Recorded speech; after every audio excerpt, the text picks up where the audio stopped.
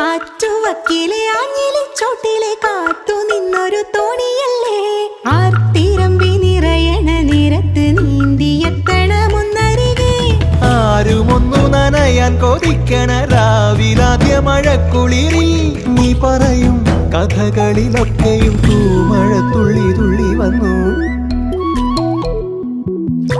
കണ്ണിലെ പൊയ്കയില് കുഞ്ഞലമാലയില്